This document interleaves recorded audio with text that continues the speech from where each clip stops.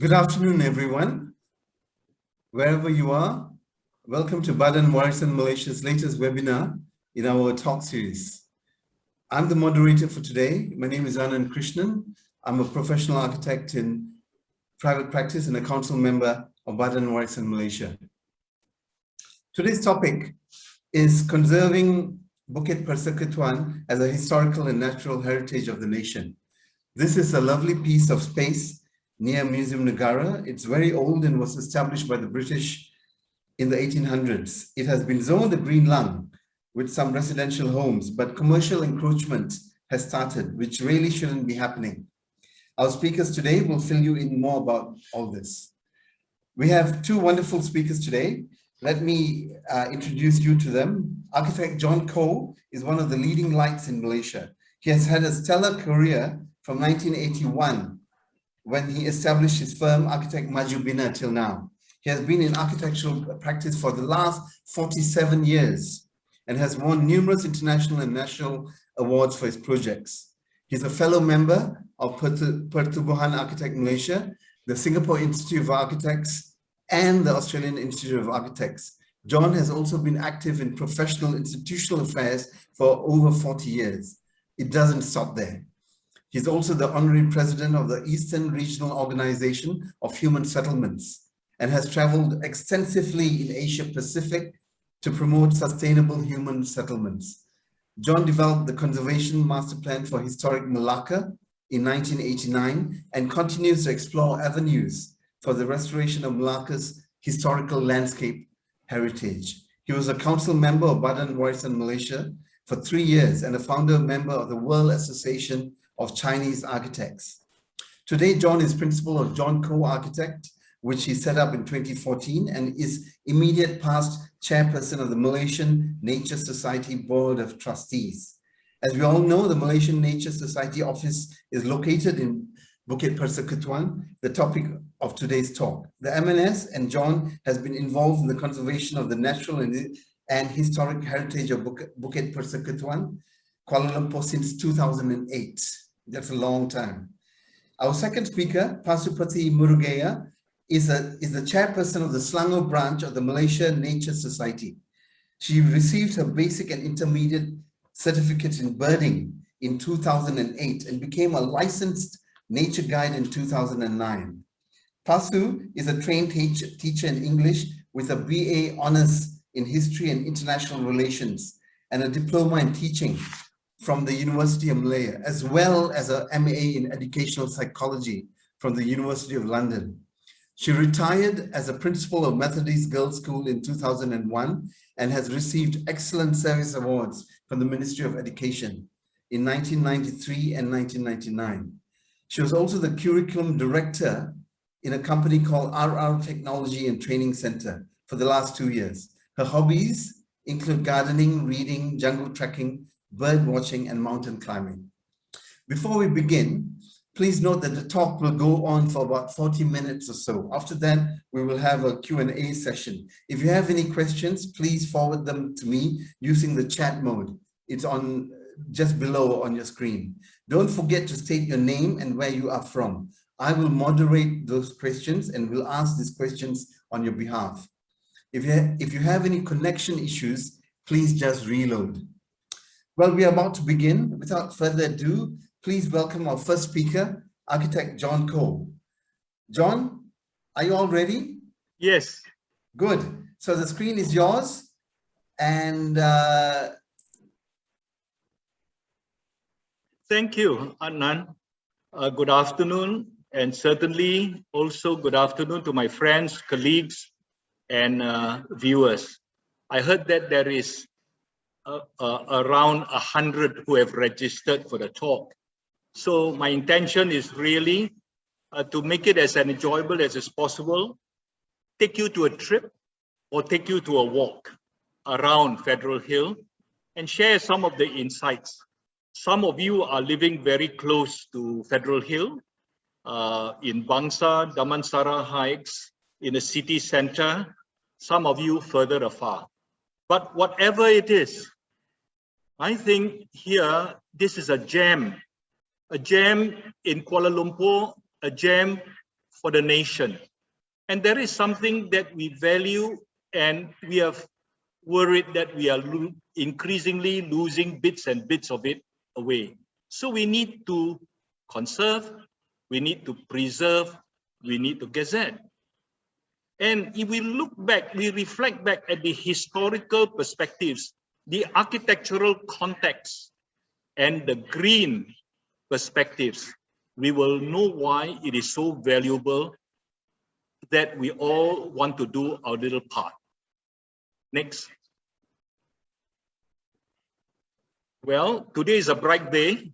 If you are at the Hilton or if you are at Centra, that's the view that you will get of Federal Hill. You can see the first intrusions into the hill is with the development of the Bukit Persekutuan condominium. And very soon there'll be other development. And the site is located very close to the city center, very close to the Padang, or the what do you call that? The Selangor, opposite the Selangor Club and the Sultan Samad building. And it's not far from Damansara Heights. You can also see there's also a view presented from Jalan Negeri Selangor looking into Bangsa. Then you can see the latest site clearance bordered by Negeri Sembilan and Jalan Johor. I think about at least 12 bungalow houses just hit the ground. Next. The key plan and the location, you can see is right actually in Kuala Lumpur center. And the satellite image gives you a very good idea of the infrastructural there, the roads and the houses. The majority of the buildings there are government buildings. The buildings in the area of Persiaran Negeri Sembilan, they are private. So, of course, if you go lower down, the Old European Hospital or the National Institute of Health, that site has already been transferred over to SP Setia. Next. Well, let's go for a walk. If you are from Bangsa, you will approach that relatively semi-steep incline into the peak of Federal Hill. You will land up in Jalan Negeri Sembilan. You can also go by track, and one of the tracks is the Pulai Trail. It starts at the Free Tree Society site. And the middle map shows you the contours. What lovely contours of hillocks and valleys and streams. And then the right map that shows you the greenery and also the road layouts. Next. Here, a very useful map, 1952. I must thank Mariana Isa, who was a council member of Badan Warisan. She volunteered to join me to do further research on Federal Hill. And then she managed to source this map and share it with me. One of the things that you must really appreciate about the colonial government is the work done by the Public Works Department, which essentially, they are manned by the army engineers. And if you walk in the surrounds of Federal Hill, you will find that it's very gentle gradient. if you happen to live in one of the houses, whether in Jalan Negeri Sembilan or Jalan Selangor or Jalan Terengganu, they are very gentle incline up, unlike the ones off Tanjung Bunga Road in Penang, where they are really located in a very steep, you can only reach it via a very steep road. So if you look at the pictures from the left, you have this road Jalan Kelantan that is parallel to Jalan Mahameru. Used to be the old Jalan Damansara. Then important area, intersection of 4 roads, Jalan Selangor, Negeri Sembilan, Johor. Yeah, it ends around about with a fairly modern bungalow. Then Jalan Terengganu is where the Gallery Sri Perdana is. And you approach that site from Jalan Damansara. And then you hit this point and then you turn to your right and that's the gallery. Then we have Jalan Negeri Sembilan. Next. This is another very useful map. And this map is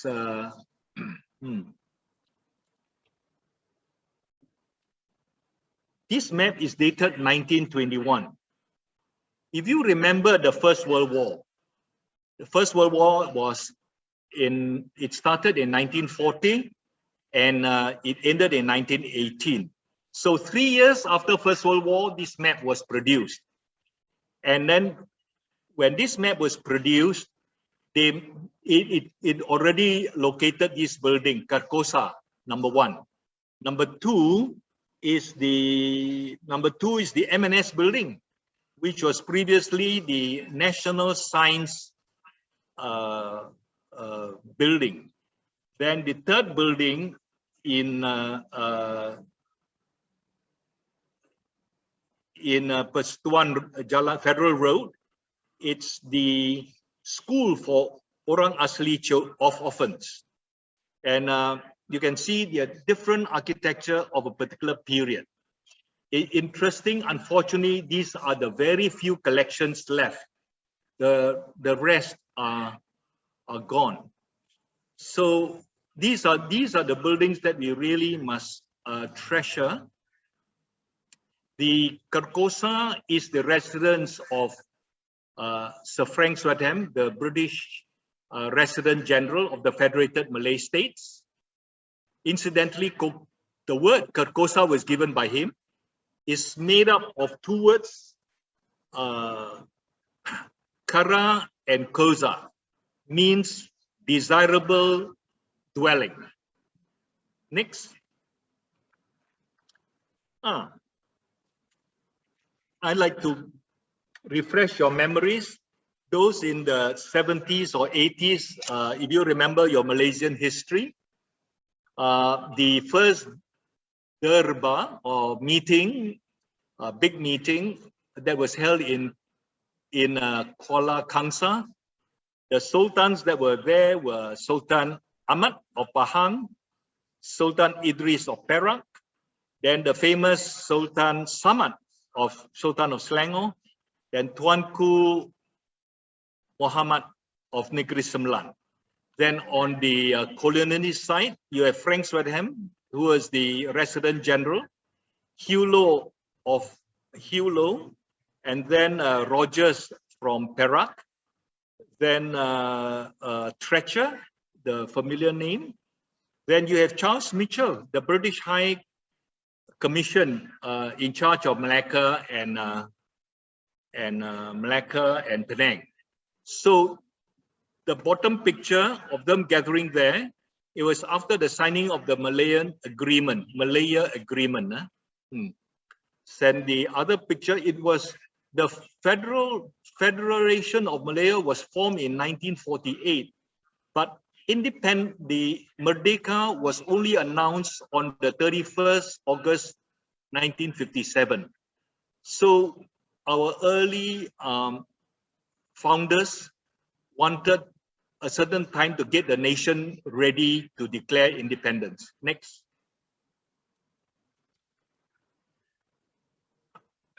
Next, yes, these are the roads. I was alluding to how well these roads are laid. These roads are more than 100 years old. Sorry, they are more than 70 over years old, and they are still in very good condition, well drained, and so on. Something that we got to take note of. Next. Now, who are the people who are responsible for all this? You can, in the before turn of the century, the civil engineer director of public works was H.F. Bellany. There's a Bellany Road up in Bukit Petaling. That's him. Then working under him was Charles Spooner, who was the state engineer of Selangor. He was responsible for Sultan Samad's building, the railway station, post office. He's really a good architect. The town hall and the high court, but he also had a hand in the federal quarters that we are looking at. Then the A.C. Norman, who was the architect for Kosa Selangor Club. He was also the assistant superintendent of the Selangor Public Works. Then this guy, Arthur Hubbard, who was also, he was a draftsman, and he was actually responsible for the Jamek Mosque. Next. Now, all these buildings, the typology, they are single story and double story built for government, the clerks, single clerks or married clerks. And the married officers would live in semi-Ds, and then the bungalows, most senior officers. But whatever it is, it's something that even I as an architect appreciates, that they are able to build their houses without having to level the site. They are building into landscape. And that's something that we take from here.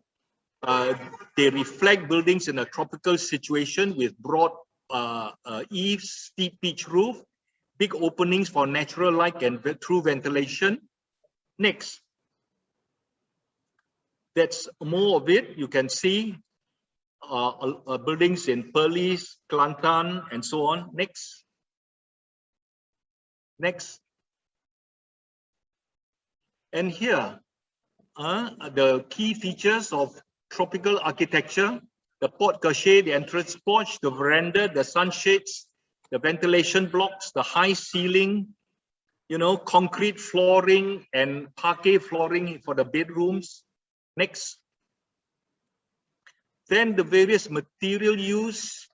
And of course, if with the orang putih, you always a servant wing and the masters in the main building. Next. So all those are features of building sensitively in the humid tropics. And then the top picture shows you the gallery where the Prime Minister was staying. Next. Just now, go back to the previous slides. They are the istanas. They are the istanas of Kedah, the istanas of Negeri Sembilan, and the istana of Hikap Perak. Next. Gorkosa, we talked about just now. Next. Then, of course, the M&S. And it was here that M&S is located, the Rumah Tapir. And it is also here that the two presidents of the Malayan Nature Society and the Badan Warisan Malaysia got together to appeal to the government to gazette the Federal Hill as a site for the natural as well as the historical heritage. This was 2007. Next. So thank you. I now pass on to Pasu, my colleague.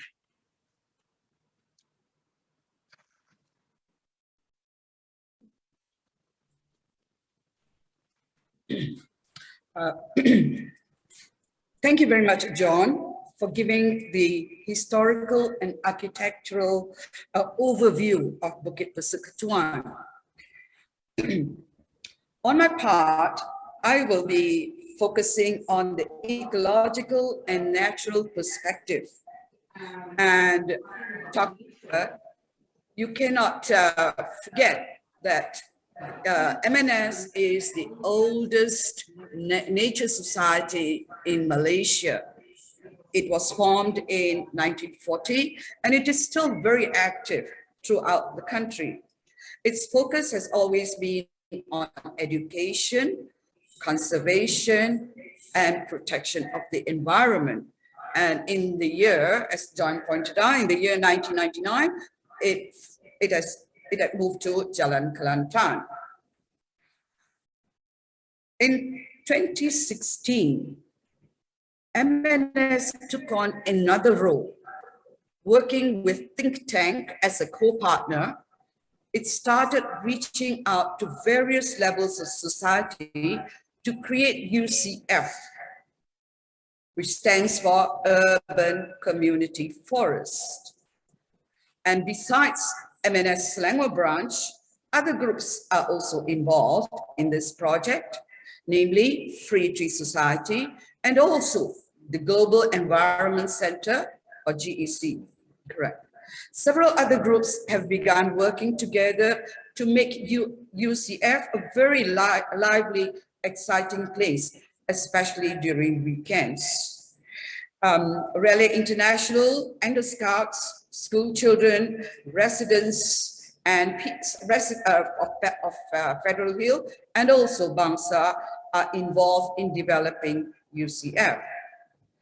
Bukit Persekutuan is a small area, but very rich in flora and fauna. It's a much loved place and a place where all can reconnect with nature right in the center of KL city. Next, please. UCF is a project in progress and starts within the grounds of MNS building to traverse through an old secondary forest. And here you can see the three main sections, which are very important. There's plenty of flora and fauna. There is an old secondary forest and also an open secondary forest, and a lot of plant vegetation, gardens, and roadside plants. Next, please. Okay, when we talk about natural species and forests, we cannot overlook the division into family and species of variety.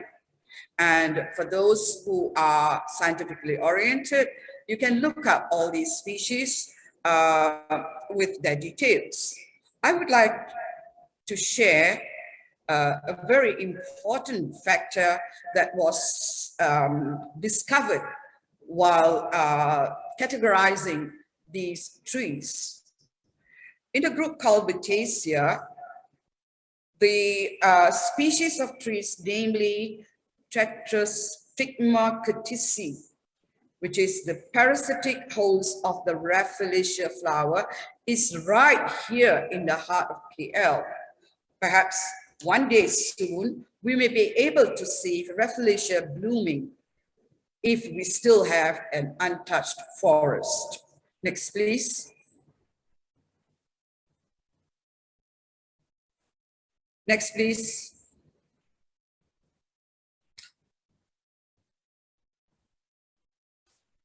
Okay, right. This is a more detailed grouping of families and species. And it is very, very interesting to see that flora and fauna can be found in a lot of places. And talking about fauna, Bukit Persekutuan is a sanctuary for small wildlife.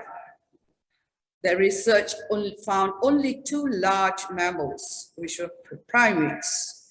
One was the long-tailed macaque, and the other one, the pig-tailed macaque, which seems to have disappeared.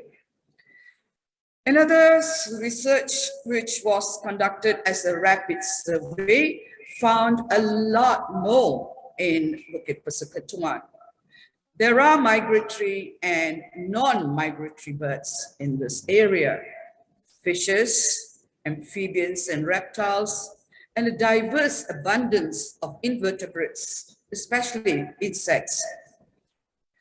There are no endemic mammals or vulnerable and endangered species. And among the small mammals, they have discovered 8 common species of bats, squirrels, tree shrews, and rats. And civet cats here can be seen, but they are quite rare. The next, okay. Talking about birds, and this will interest all the birders who spend a lot of time in forests trying to locate more and more species. The researchers found 53 species, and of them, 34 species are totally protected and 3 protected by law. There are 3 migrants who come here en route during the winter season, and I myself started looking for the hooded pitta a few years ago, which was seen in one of the trails, especially the very first heritage trail, but I was not very successful. There are 9 local migrants who come into this part of Bukit Persekutuan during breeding and non-breeding periods. And jungle fowls are very, very common here. If you're interested in herpetofauna, there are actually many species to be seen. 9 species of frogs and toads, 3 species of reptiles. And among them, you have the big monitors and the non-venomous, beautiful paradise tree snake. Gabbros and pythons have also been reported. And I myself have seen a reticulated python not too far from the HQ building. Also seen many aquatic insects and vertebrates, and also fishes. And among the insects, 23 families of mantids, bees, and wasps, and a lot more. And what's interesting is they found 42 species of butterflies and 17 species of moths. Next, please. Right. In order to get more people to come into the forest and explore, a number of trails were started. The original trail was started in February 2002.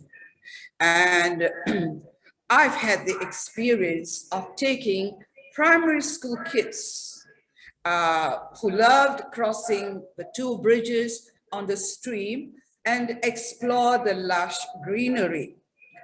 Later on, the Tumberja Trail was started, and it was connected to the Heritage Trail. And this whole length is about 330 meters, which is quite short. This was followed by the Chimpedak Trail, which was built by the community, 600 meters, named the Chimpedak Trail because of a group of 4 or 5 Chimpedak trees at one end. There is also another trail called Pulai Trail, which is 470 meters long. All right, you would have guessed by now, there is a huge Pulai tree at the end of the trail. And the longest trail is, of course, the Jungle Fowl Trail. Creating these trails have been very demanding. Next, please.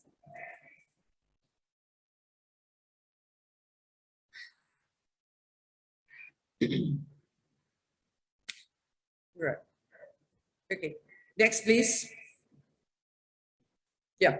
These are photographs that show some of the activities that are carried out along the UCF area. Next, please. Okay, so we have more photographs that show how much work really has to be done to maintain the UCF, okay? All the nursery needs maintenance, the trail needs maintenance, and so does the stream bank, okay? We have to continuously keep planting to enrich the forests. Research and recreation draws a lot of people. And for education, there are nature guides who are able to take interested parties through the trails and share with them the flora and fauna to be found. And there is also outdoor education day and night. And at night, the herpetofauna group will be happy to take you through the forest to look for things like snakes and, you know, all kinds of night life. At UCF, gardening is an endless job. We have to be collecting seeds, planting the seeds, transferring seedlings, and caring for them in the forest. And every activity is an educational activity in the outdoors, day and night. Next, please.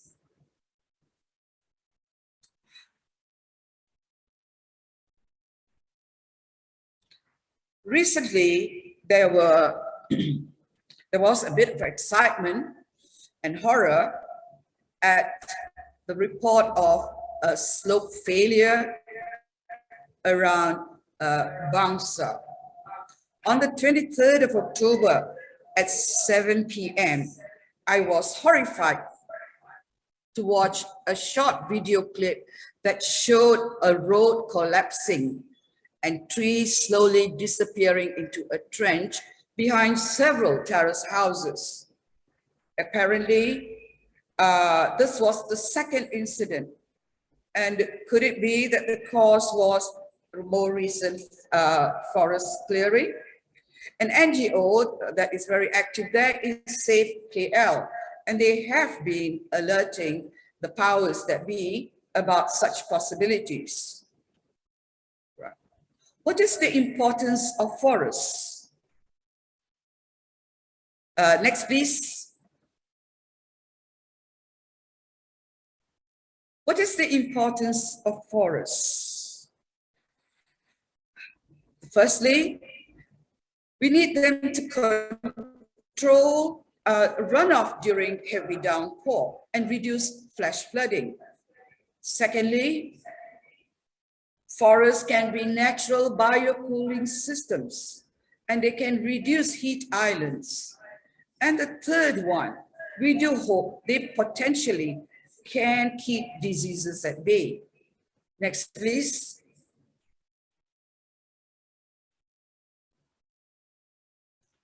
Okay. In conclusion, I would like to suggest that those who live near KL take a slow walk or cycle or take a drive through the beautiful cool lanes of Bukit Persekutuan. The experience can be very, very invigorating.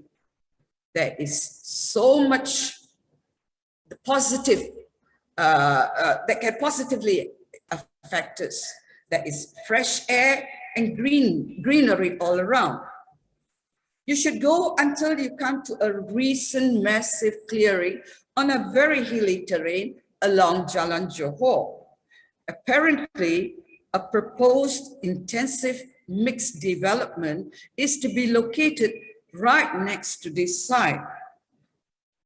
What are the possible effects of such development? Traffic gridlock, natural calamities, and reduce livability. The KL structure plan had been talking about green development, and at several conferences, the representatives talk about making Kuala Lumpur into a world-class city or a tropical garden city. Will these visions ever materialize if forests are cleared time and time again and replaced by concrete jungles? We, the residents of KL, cannot afford to lose Bukit Persekutuan. This is our special historical and ecological treasure. Thank you very much.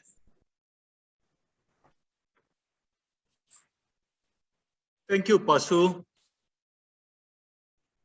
That was a very informative walkabout, helping us to see what we see but didn't comprehend. So now we come to the third part. After pointing out the historical perspectives, the architectural perspectives, and the natural history perspectives, what is our vision for Federal Hill or Bukit Persekutuan? I think the major one that I personally am very interested or passionate about is to link up the three parks and the potentially three green areas. We have the old lake gardens or Taman Botani Perdana. Then recently opened last year, the Taman Tugu. And now we are fighting for the conservation and the preservation of the greens and the historical heritage of Federal Hill. Next.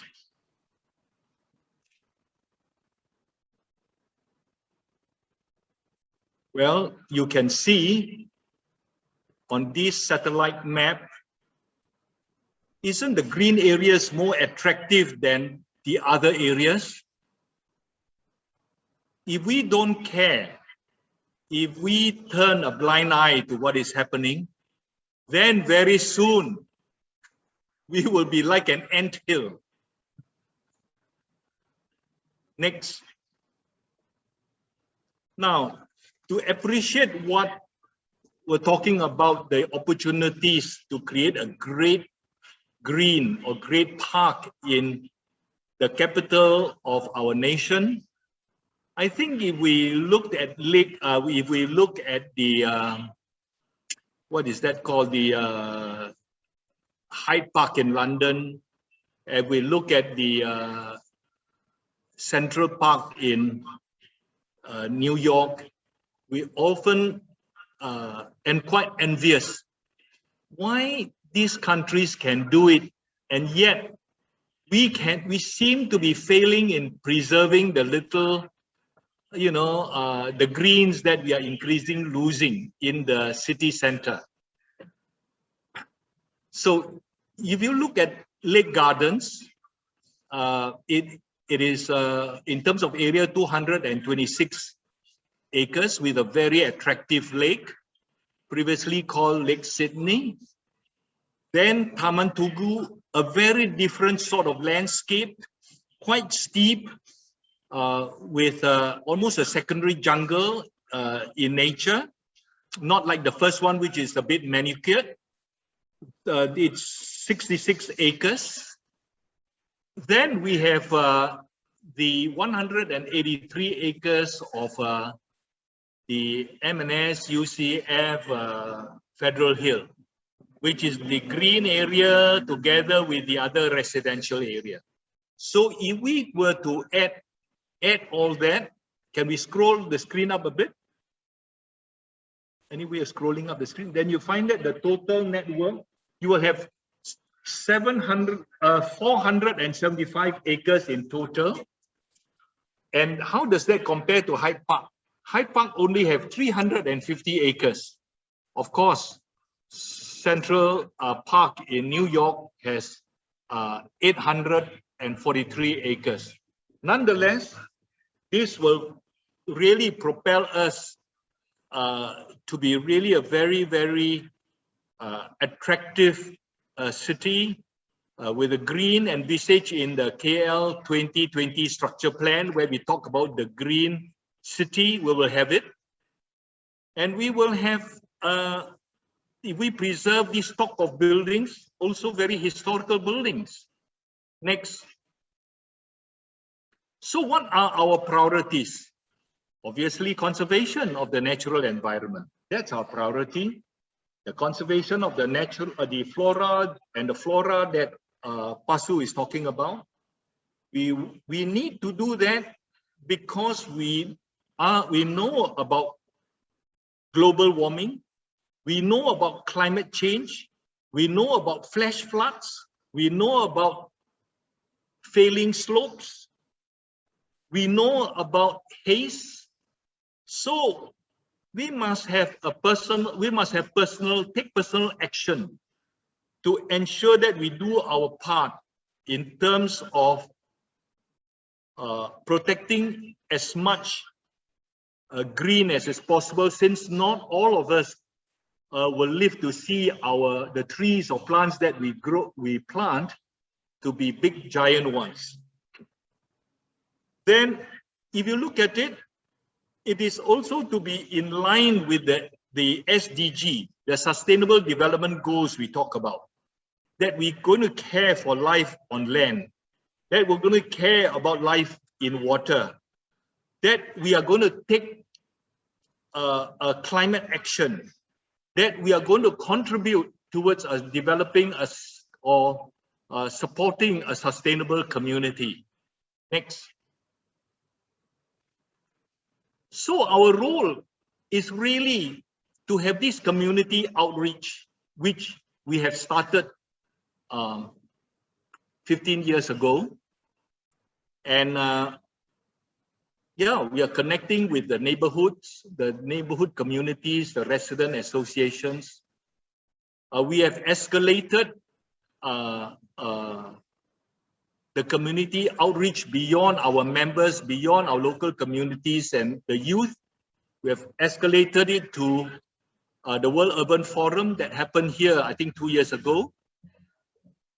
So this community outreach is very important so that we all can support the efforts to preserve not only our natural history, but of our historical heritage. Next. In M&S, we have already done a measured drawing of our Rumah Tapir. And when we are in better financial grounds, we hope to do something about it so that it's not only to be to have also a better resource center, a better community meeting point. We are able better to service visitors and so on. Next. And you can see there are many examples worldwide where it's been done well. Very nearby in neighboring Singapore. This site, the Dempsey Hill development in Zone 10 opposite the Botanic Gardens in Singapore, it was originally the Tanglin Army Barracks. They were of thatched roof and wooden buildings and maybe some brick buildings. But if you go there, your next visit in Singapore, go there for a meal, go there to have a wellness treatment. Yeah, it is a good contrast to the very heavily built up Singapore. And you appreciate then how important green and to be building in landscape and having some of these old buildings around, what does it do to the nation? Next. These are the plans that I alluded to. The buildings, we can retain the exterior, but we can repurpose the interiors to serve very modern function. Next. So we have all this, the natural and the historical. And what is our takeaway? Hopefully, I hope beyond just being entertaining and informative, that we are emboldened to take more personal steps towards actually arrest climate change and global warming, so that we don't have to suffer the inconvenient floods, even in a modern metropolis like Kuala Lumpur, that we can have cleaner air to breathe and cleaner water to have. So with this, I wish to say thank you for sharing this afternoon with us. And I certainly like to thank Badan Warisan Malaysia for giving us this opportunity to share with you what we feel and what we hope for Bukit Persekutuan Federal Hill. Thank you. Thank you very much, John and Pasu. That was a very interesting talk from both angles, the built environment and the natural environment. So we'll now move on to questions and answers. So we've got a number of questions, and I'll start off with the first one, which is from Philip Godwin. Now, he has asked if Federal Hill is clearly a very precious area for built heritage and natural conservation, do you think, like Fraser's Hill, there's some reluctance to preserve the artifacts of the colonial period at federal and state level? So the issue is there, do you think there's some reluctance on the government or the authorities to, because it's a colonial area, like Fraser's Hill? So John or Pastor? Yes, I think John. I'll take this one. Certainly we'll be to Cameron Highlands, and we'll also been to Fraser's Hill. And every time I go to Cameron Highlands, I decry that certainly the temperature has become warmer and it is less green. And similarly, in a small area like Fraser's Hill, so many people want a piece of the action. And I really worry when the local authority don't care enough. So I think it's time that we, as citizens of this country, as KLites, as Malaysians, to really lend our weight to NGOs, lend our weight to interest groups, and then we must source out our MPs who are more pro-green and who are more pro-heritage conservation. We are so concerned about, we all know that to build new buildings, how much carbon it produces. So we need actually to conserve and to repurpose our building. All right, thank you very much. The second question is from Zohaira Ali. I hope I got that your name correct. She's from the Residents Association of Bukit Damansara.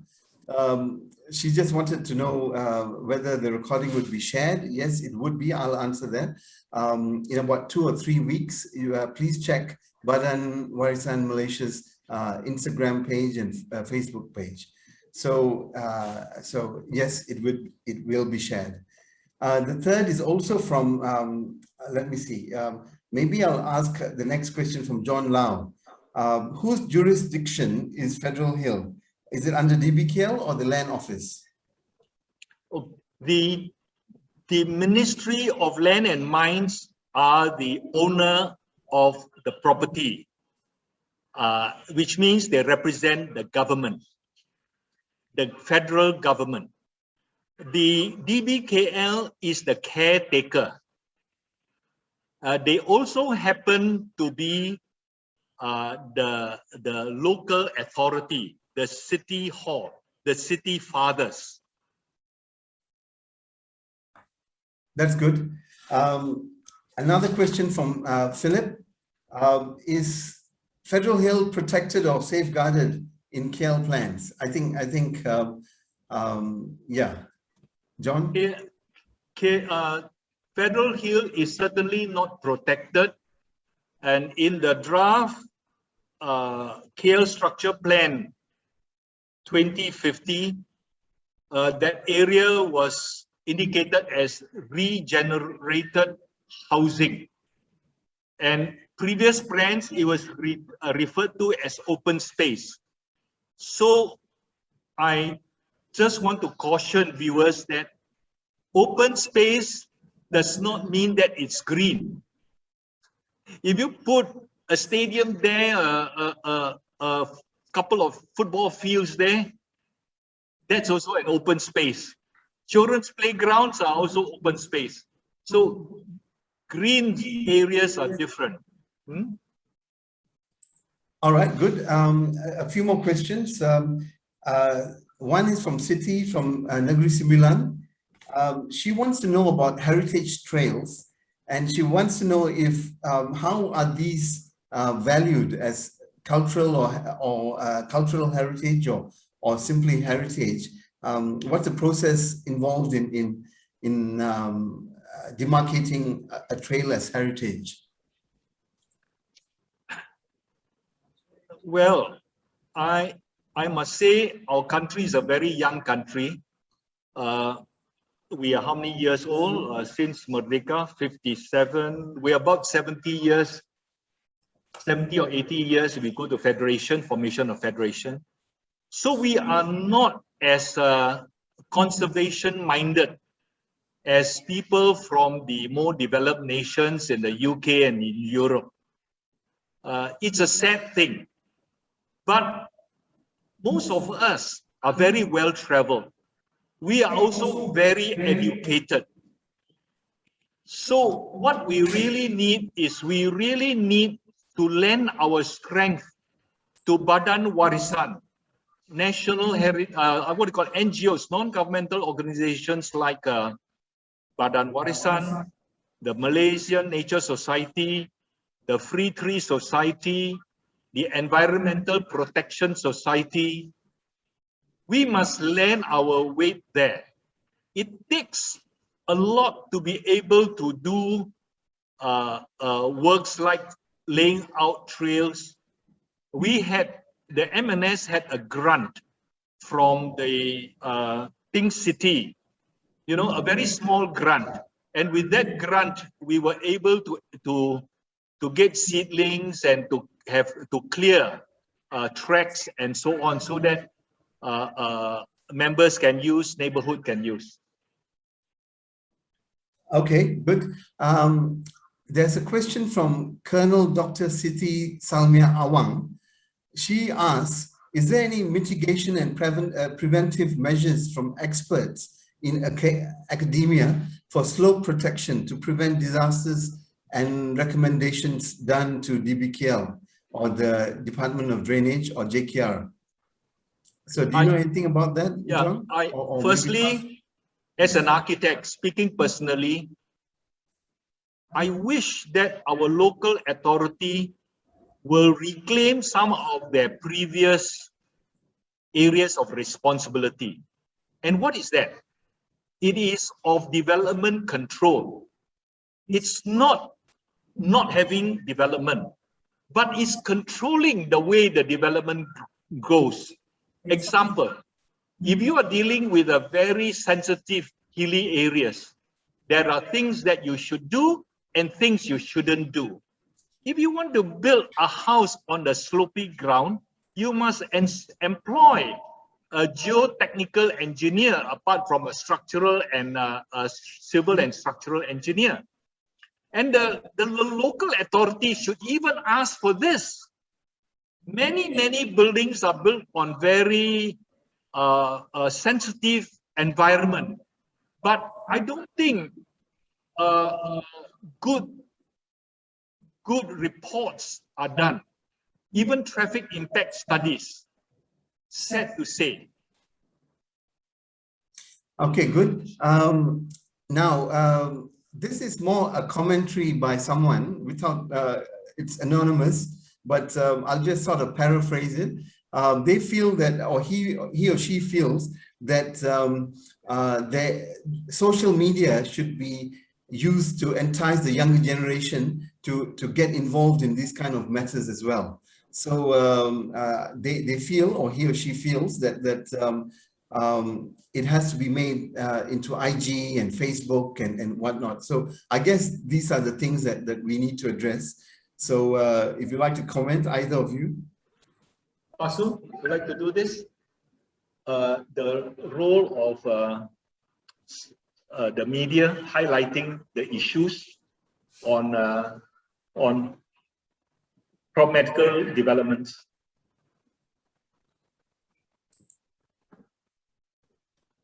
Okay, I will take this. I think our media has been more and more independent, but not enough. They were definitely better than 10 years ago. But I think that the current problem in the world that the world is facing, the climate change, and to tie up what is the role of climate change, people must understand what does cutting down trees means, and how long a tree, for a tree to grow to this size, how long it takes, you know, and what trees can do. That a group of trees is actually an air conditioning plant. It cools the city. You know, there is so much difference between a shade temperature and a, you know, if there are no trees around. There's another question from Zuhaira Ali, which I think is quite important. She asks, what other steps as individuals can we take to preserve our green heritage? I think the angle is, you have so many NGOs and all dealing with controversial areas in and around Kuala Lumpur or in the country. But how do individuals get involved? Do they join the Yeah, you join it. And I hope that after this session, if Badan Warisan will give the contact address and emails and people in charge, you know, then we can get back to them and help them. But certainly, one thing is, you know, every individual who can read and write can write to the press. You know, Star publishes some papers, some letters, all sorts of you know, about all sorts of environment and violence against women and things like that. They published it. So there is nothing that the individual cannot do. And there is also the media. The media is so powerful. Instagram, Facebook, WhatsApp. You know, I think you can record. You don't even have to call the press. You can take a shot, you can take a video of what is happening and send it to the press. You don't need to wait for the pressman. But certainly, I will encourage all of you to join Badan Warisan, to join Malaysian Nature Society, to join the Environmental Protection Society, to join the Historical Society, not to forget, so that the right history of the nation is also propagated. You cannot have wrong history propagated. So we have a role to play. And there is so many fronts. We only have to feel passionate about it. And we have to really believe that one small step makes a great difference. Okay, good. We are close to the end of our webinar. So I'll probably just take one or two more questions. So there's one from Joy Chin. She's just asked about how do you go about setting up a cafe at the roundabouts?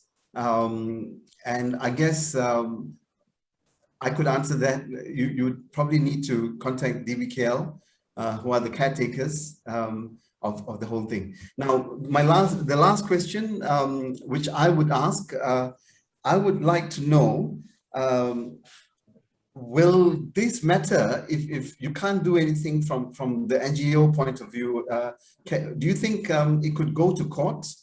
Do you think a legal challenge could be, because the way things are going in Malaysia is that governments of the day are using green spaces and that are zoned as parks and open spaces as land banks. So they will, just before it's gazetted, they would take a portion of that land and color it something else, commercial or residential, and then sell it off. So that practice has to be stopped.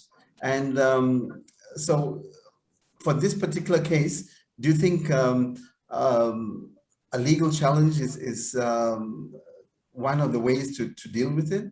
Certainly.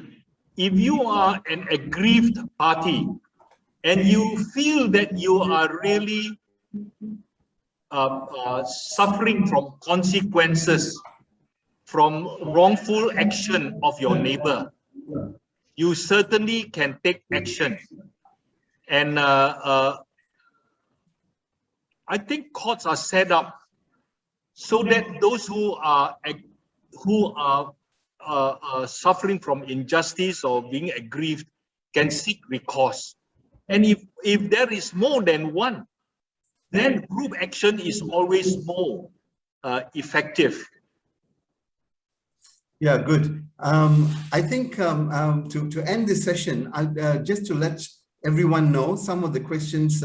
I'm sorry we couldn't answer, get all of your questions to be answered.